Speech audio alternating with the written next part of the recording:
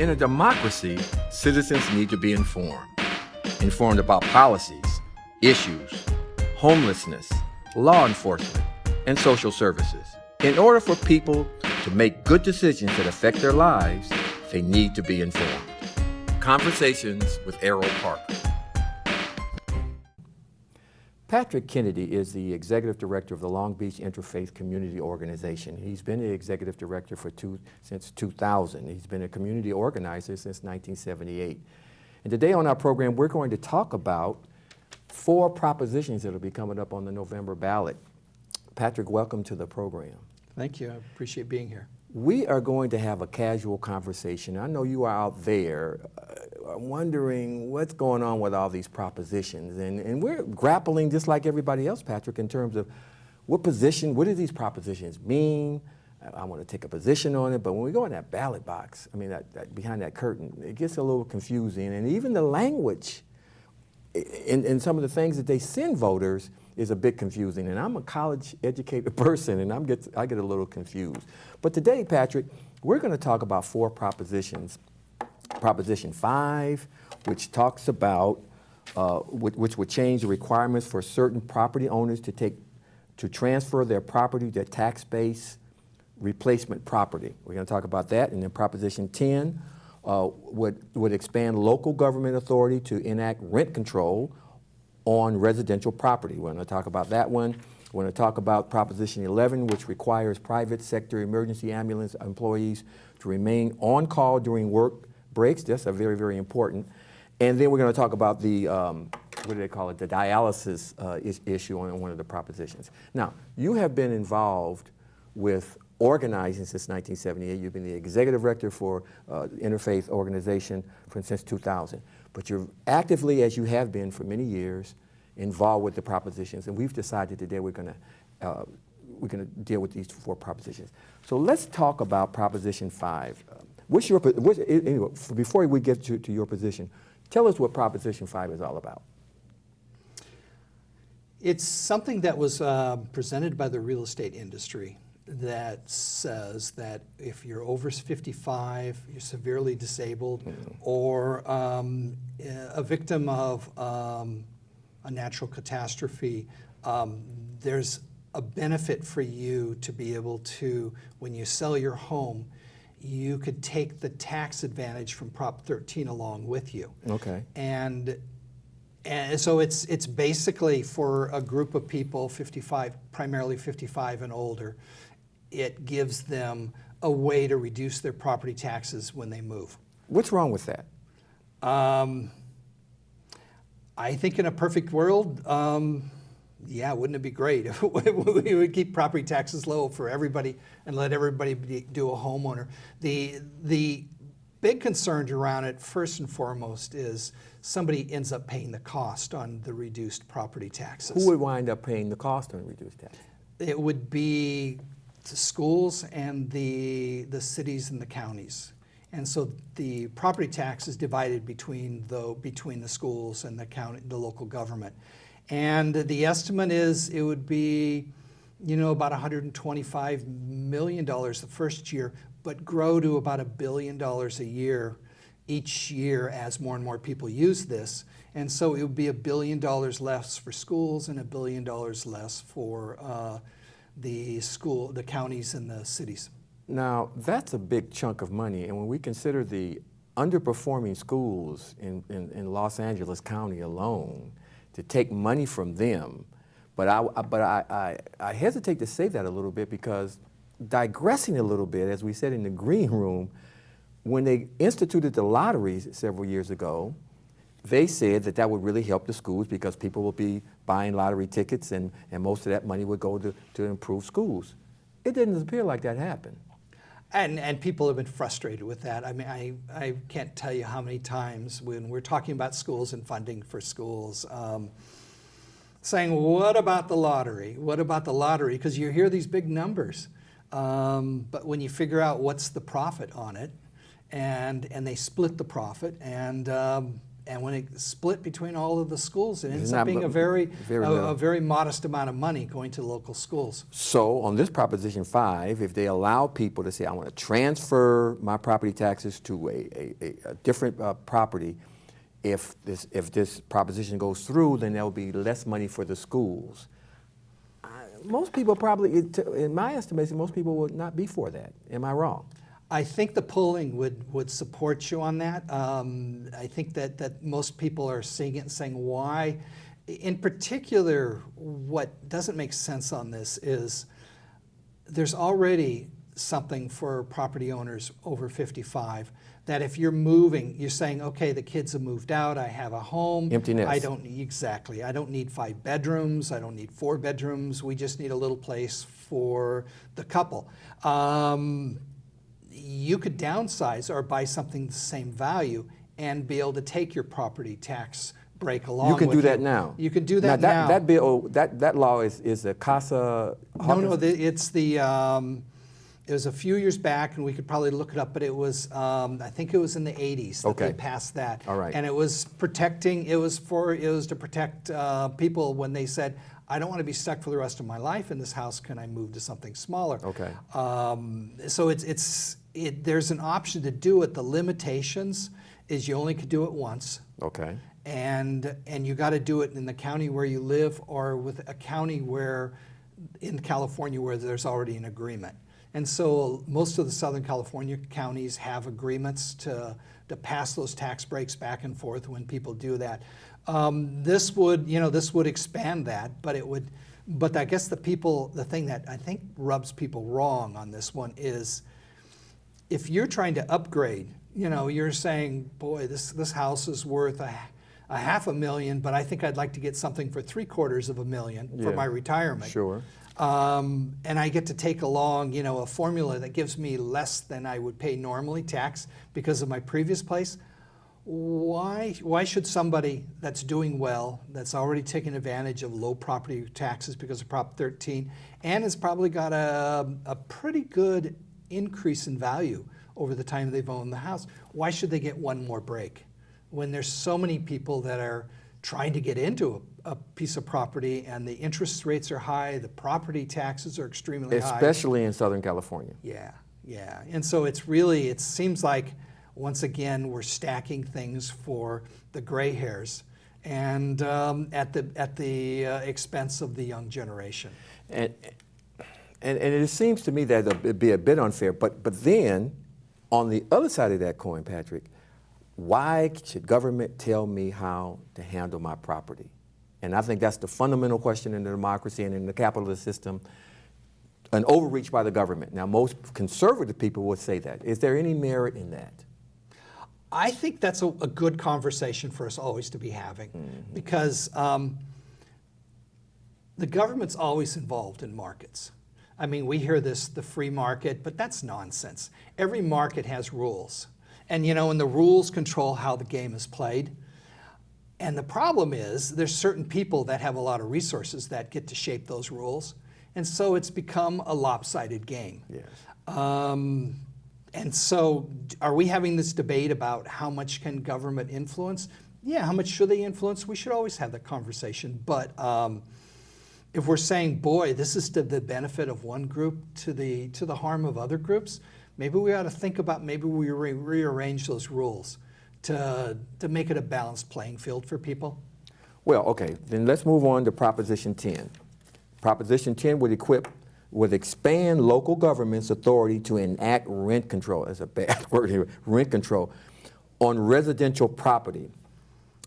This would tell property owners what to do with their own property, again, in Proposition 5. Give us some pros and cons on Proposition 10. Well, can I give some background on it? Give some background first, yes. Okay. On rent control. So this is really, the focus of this is removing an act called Costa-Hawkins. That's right. That was passed by the legislature in 1995. Okay. What happened is, and you may remember this, housing was pretty stable in Southern California until the late 70s and going into the 80s. And suddenly it took off because there was this notion of, this isn't just a place where you live, but this is a great place to make money, to speculate. And so a lot of people were jumping from house to house and making, and this is a way to raise money. Who was getting hurt was seniors, and that's why Proposition 13 came along. How are seniors getting hurt? Property tax would go up based on the assessed value, not the value they paid for the house. That's right. And so as the value was going, that was great for them, but they couldn't afford to pay the property taxes to stay there. So Prop 13 said it only goes up 2% a year, and you'll pay 1% of that in slowly increasing value. So the side effect on Prop 13 is it's really stabilized neighborhoods. People don't move as much because you don't want to jump into something with much higher property taxes. So that's how we protected homeowners. But tenants were saying, what about us? Because rents were shooting up also. Rents back then, when I first got my first apartment with a college roommate, it was $135 a month. And so it was very affordable to live and rent a place. But it started shooting up with the same inflation that was going on, the property values. And so cities enacted rent controls to protect tenants, saying, okay, well, we'll slow down the rate at which your rents can go up. And the notion was that will create more stability. The local governments did that. The local governments did this. The landlords and the real estate industry weren't happy about this because that really reduced the value of the property, because it's also connected to what can you bring in each month in terms of rents. So they tried a ballot initiative, and they tried to get the legislature to do something. Nothing happened.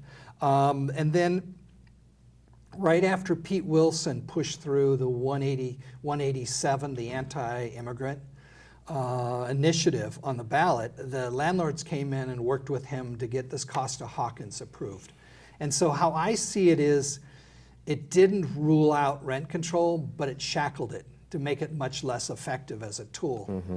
Mm-hmm. So there's three ways that the rent control was restricted with this Costa-Hawkins. The first was if you lived in a single-family home or if you lived in a condo, you weren't covered by rent control.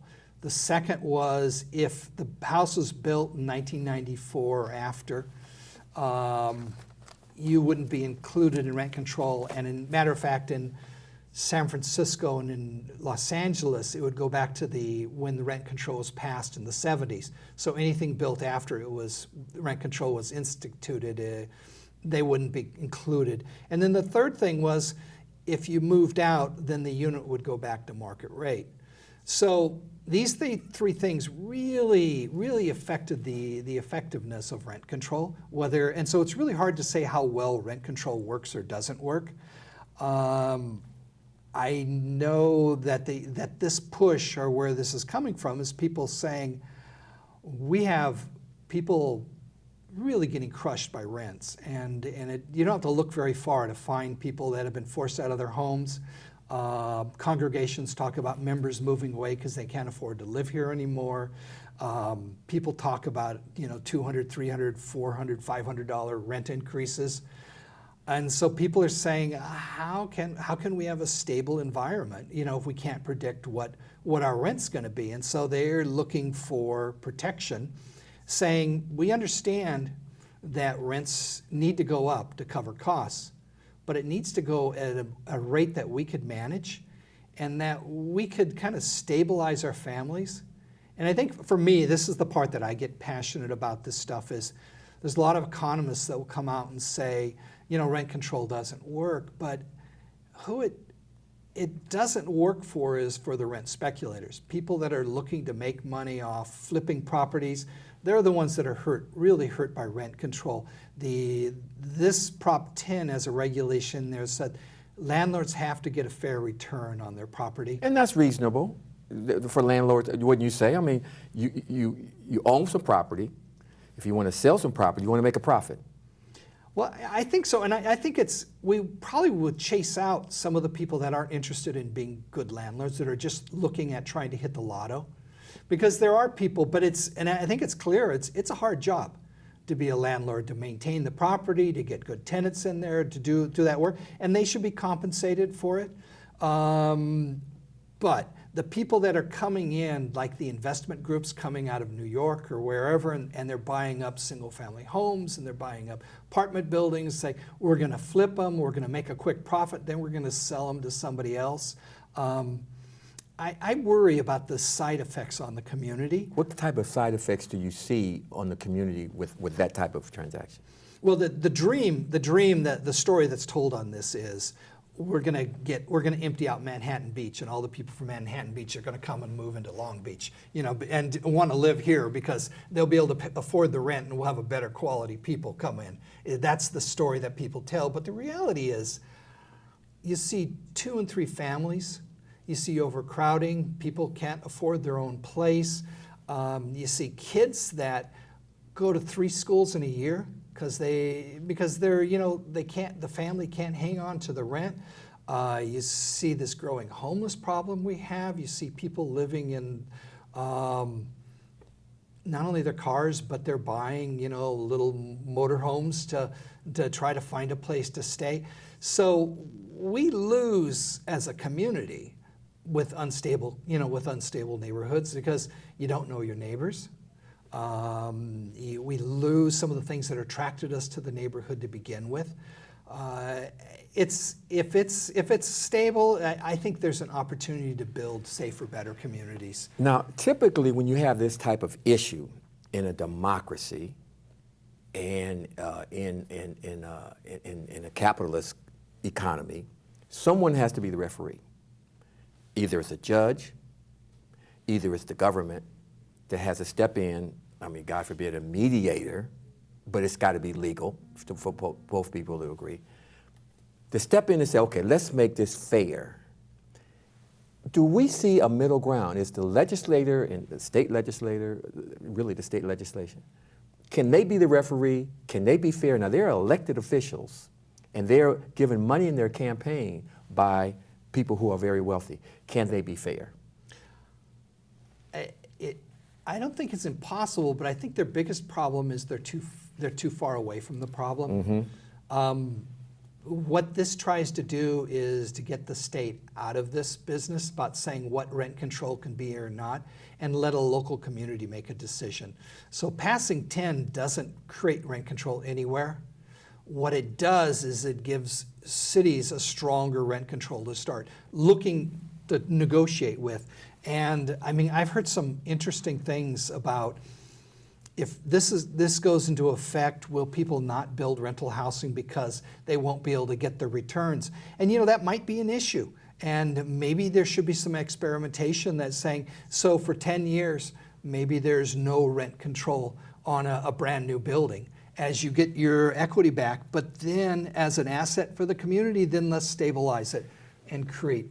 We're going to take a break right now, Patrick, and we'll come back and continue this discussion on Prop 10, but also Prop 11. And let's talk about voter apathy. In a couple of weeks, we're going to be going to the polls on a national level and on local levels. Very important election, and there has been, I don't know if it continues to exist, a lot of apathy. But we'll be right back with Patrick Kennedy, who is a community organizer and the executive director of the Interfaith Community Organization, talking about the upcoming elections and the upcoming propositions. We'll be right back after these messages. In a democracy, citizens need to be informed about policies, issues, homelessness, law enforcement, and social services. In order for people to make good decisions that affect their lives, they need to be informed. Conversations with Erroll Parker. Welcome back. Patrick Kennedy is our guest today on Conversations with Erroll Parker, and we're talking about propositions. And Mr. Kennedy has been involved in political work, community organizing since 1978, and he's the executive director of the Long Beach Interfaith Community Organization. Patrick, we were talking about Proposition 10 and how somehow somebody's got to be the referee. You got the upper middle class who, of course, wants to make profits. You got the people who are in the lower classes economic-wise, and they see things that they cannot afford. But you got property owners who are just maybe in a solidly middle class, that just want to own some property and so they can have a good retirement. And then you have people who are avaricious and greedy who wants it all. Who in this democracy, in this capitalist economy, is supposed to be the referee? And when we look at Proposition 10, what does that mean to everybody? I mean, what can we do about that? Is there a middle ground on that? Some of the only referees right now, right, are the courts in an eviction process, Yes. and health department or code enforcement at kind of a minimum standards.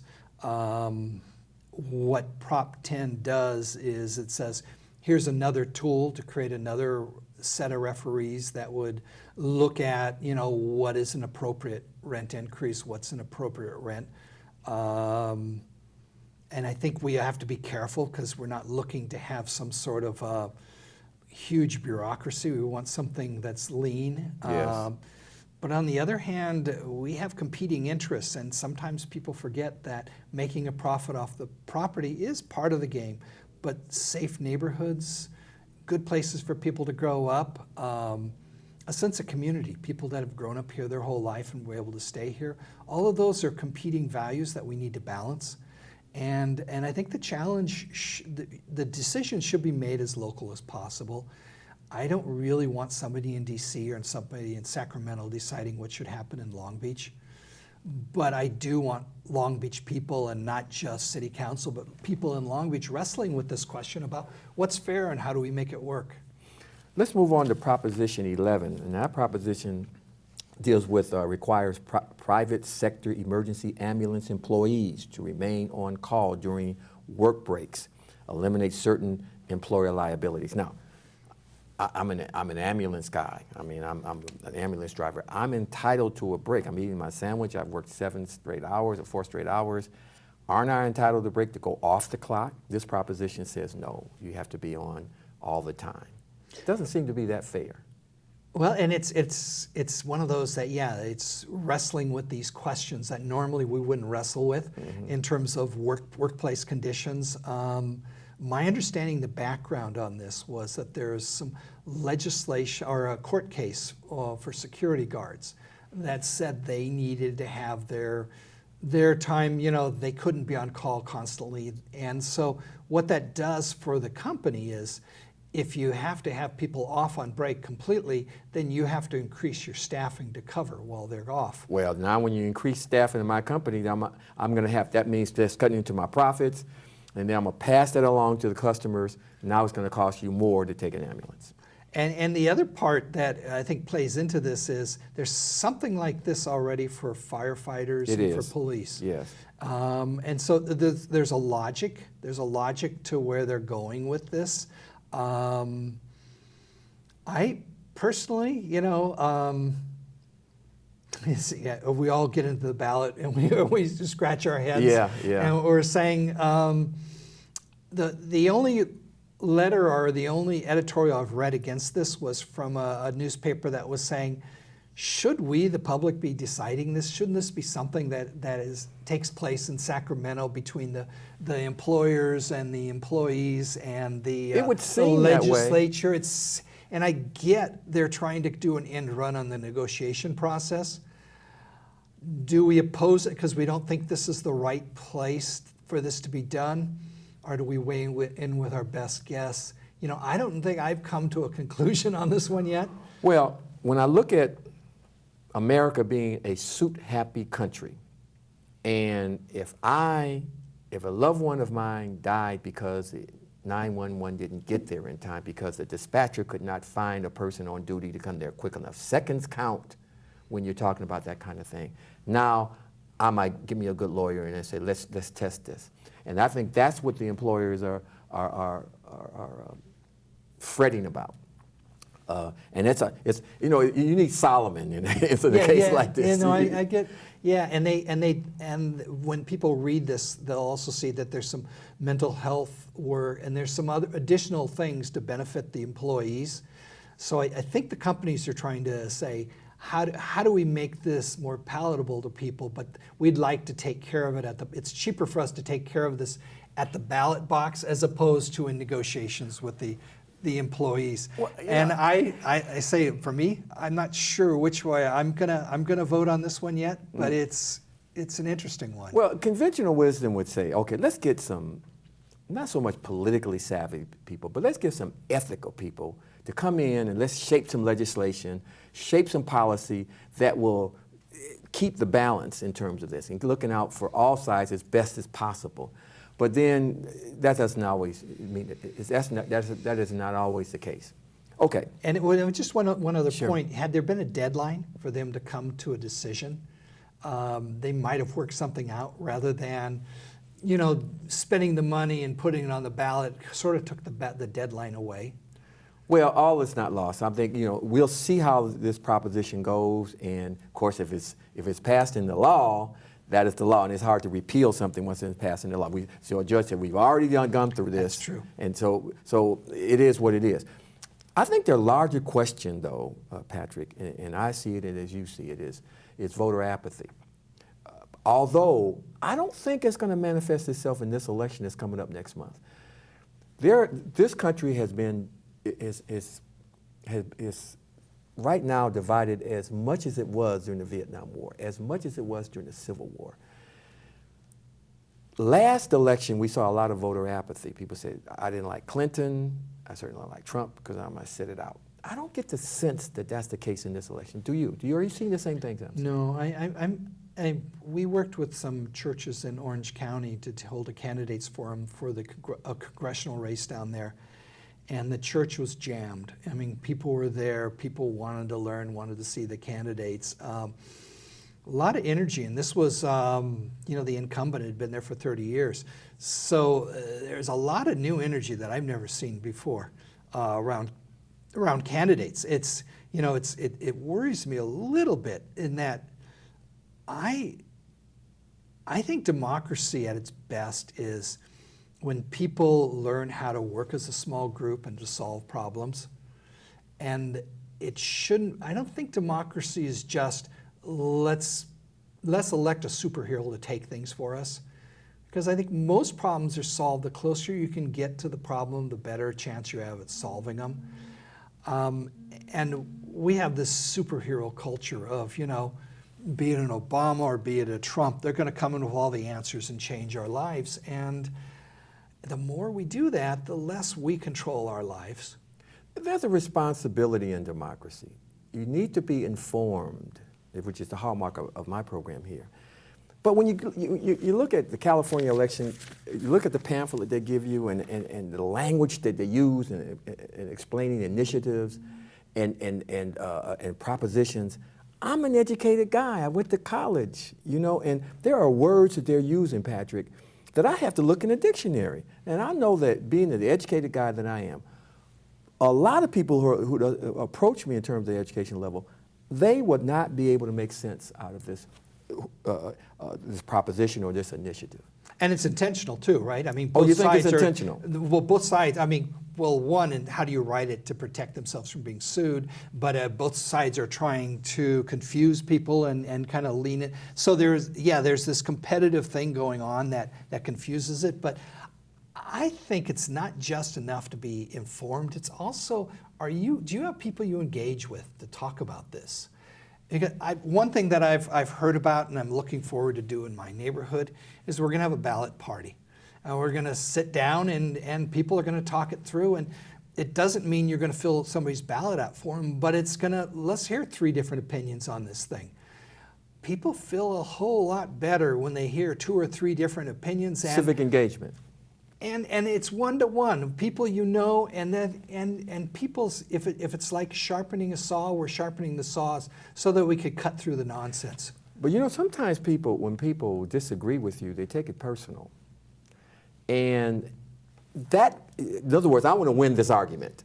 And if you disagree with me, and I see the lack of civility even in the halls of Congress. Oh, yeah. I mean, or on CNN or any of these other so-called civic engagement, people are shouting at one another. I can't articulate your viewpoint. I just condemn it, and I don't understand it, so I'm going to condemn it. It's who you represent or a buzzword that you say that it just turns me off. And that's pretty dangerous.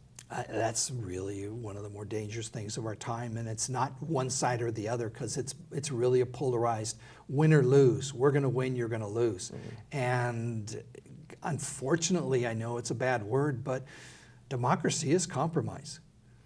I mean, any family you're in, unless you have a dictator running it, there's a whole lot of compromise going on. Do you think the American polity wants a dictator?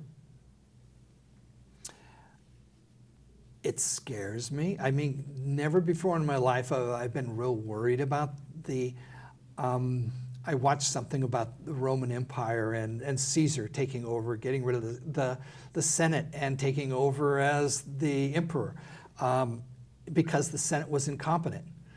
If our people sent to make decisions can't make decisions, then what's the reaction? The reaction is, let's get somebody to take over and tell us how to do it. And that's easier. I don't have to think. If I'm being taken care of and I completely trust this person, I'm going to do what he says, and I don't have to engage anyone, and I don't have to be really informed. I trust this person. Now, that's not democracy. And then we start enslaving ourselves to the decision makers. The last proposition I wanted to talk about was the one about the dialysis, right? Dialysis one, yes, thank you so much. Yes. Give us a little background on the dialysis deal. Well, how I understand it is the union working with the workers have been trying to get workers to unionize in the dialysis clinics for a number of years and haven't had much success. They've made a proposal that the total amount of profit that can be made would be 115% of costs plus 15% on top, and that's to cover the overhead and not the overhead, but the management and some of those things. The notion they have is that if they increase the cost, then they can pay their workers better, they could have better clinics, and that we'd have a better context for the dialysis process.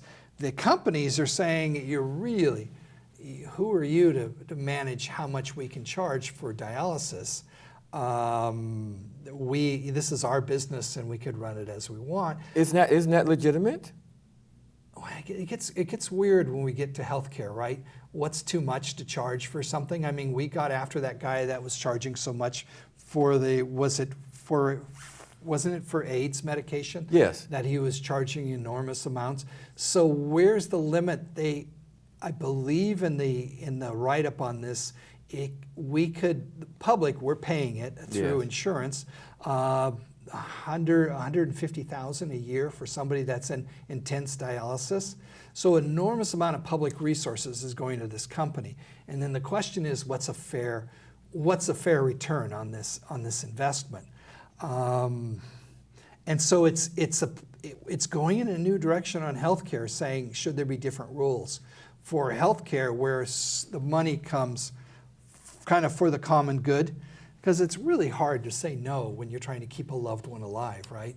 Well, you're under a barrel, yes. I mean, you got to pay out of the pocket, until something else kicks in. If a person is a veteran, maybe, and that's a large bureaucracy. But other than that, who's going to pay? You got to pay as a family. Yeah. And if a person, and you're under a barrel, I mean, they can exploit you if they choose to under the law. When people were going after the Affordable Care Act, one of the complaints was death panels. They used the language death panels. And yet, I firmly believe they shouldn't be called death panels, but somebody that's neutral has to make a judgment in terms of what's a reasonable standard of care. If you want more than a reasonable standard of care, then you could dig into your own pocket and do it, but what's a reasonable standard? And I don't think I think the doctor should have some input, but I don't think it should be the insurance companies. I don't think it'd be the doctors making money. I don't think it should be the family that's in panic. But it's almost like a grand jury. Somebody needs to figure out what's fair. And I think that's a place where democracy would be very important, that people we trust with good sense can say, does that seem reasonable? Does that not seem reasonable? We must rely upon, and I think what you're talking about is a matter of morals and ethics. And if a democracy does not have those people who are trained in morality and ethics and can influence policy, then we're doomed. Well, and especially if to get there to influence policy, you have to rely on donations from the people that are benefiting from how the game's played now. Mm-hmm. It creates this, that we all feel, this sense of an unbalanced playing field. Mm-hmm. And so how, as people, do we start to say, we really need to be able to weigh in on what's fair and how do we create a fair, and so this is, I'm sure people listening are saying, oh, well, here goes Mr. Socialist, but it's always a balance of personal freedom. We got to protect personal freedoms and create opportunities for people to have incentives, but we also have to look at the common good, and that's a really hard thing to look at both of those things. But if we call them names instead of just looking at those two positive things, we aren't making good decisions. But now we are in a capitalist society, mm-hmm. and a capitalist society, those capitalists are after profit, but there's got to be a balance. Patrick Kennedy, it has been so wonderful talking to you about these propositions, about voter apathy, about engagement. I'm hoping that you enjoyed it. I know I enjoyed it, and you out there that are going to go into the ballot box in a couple of weeks, you should want to engage each other on a local level, on an individual level, on a small group level. Talk to those who understand objectively these propositions, know who you're voting for in terms of judges. In this democracy, it takes participation, otherwise we'll lose it. Thank you. One last thing. Go around one last thing. It also takes common sense, and it seems a lot of times that people at the voting box have more common sense than many of our lobbyists and our elected officials. Without a doubt. Patrick Kennedy, thank you so much for engaging with us in Conversations with Erroll Parker. My pleasure. We'll be back next week with some more exciting guests in Conversations with Erroll Parker. Good night. In a democracy, citizens need to be informed. Informed about policies, issues, homelessness, law enforcement, and social services. In order for people to make good decisions that affect their lives, they need to be informed. Conversations with Erroll Parker.